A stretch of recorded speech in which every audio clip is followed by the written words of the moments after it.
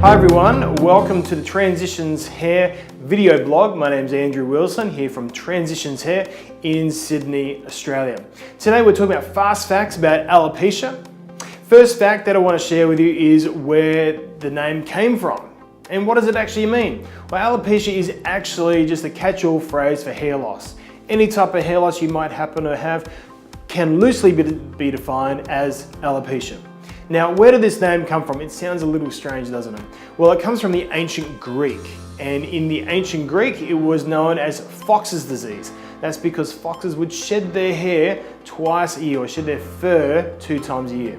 Much like if you have alopecia areata, your hair can fall out and grow back and do the same again. Sometimes multiple times. So, there are 3 types of common forms of hair loss, or alopecia. And the first one that we'll talk about today is androgenetic alopecia. As the name suggests, it is genetic in origin. Essentially, there comes a time in your life where the body starts to shrink your hair follicles and you notice a thinning, especially through the top and also through the sides if you're a woman. Okay? The hair follicles shrink in size, they become finer in texture, fluffy in nature, and generally very annoying. And you notice that you can see through to the scalp much more.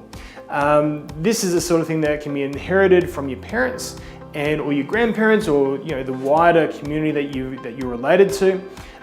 We're also finding that for women these days, it can also be triggered off by the contraceptive pill due to the hormonal nature of this form of hair loss.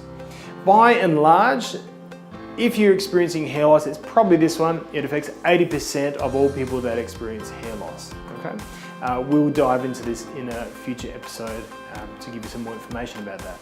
Now, the second one we're going to talk about is alopecia areata. This is an autoimmune related form of hair loss. Usually you first notice it because you get these little 10, 20 cent pieces of hair loss forming over the scalp. Or it could be on your arms, or it could be on your legs even. It doesn't really matter. Basically, the immune system is attacking the hair follicles and causing them to stop working, at least for a season. For most people, the hair does grow back again. However, that's not the case for everyone. We will get into this a little bit further.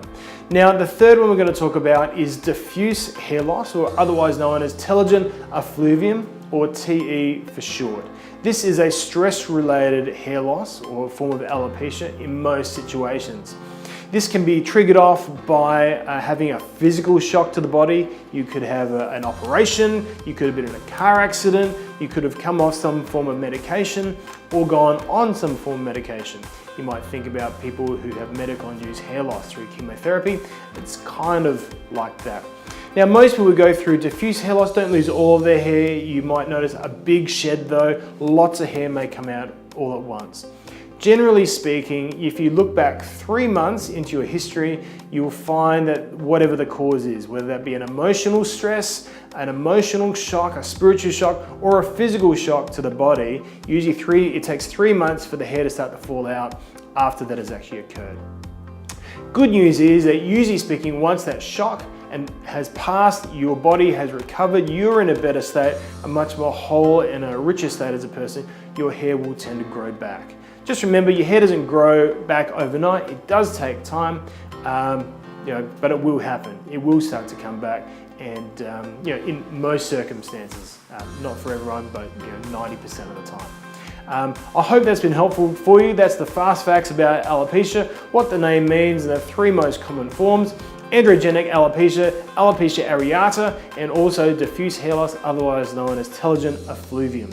If you've got any questions, please send us an email at inquiries@transitionshair.com.au, or give us a call. The phone number's there on our website. Thank you, and stay tuned for our next episode. Have a great day.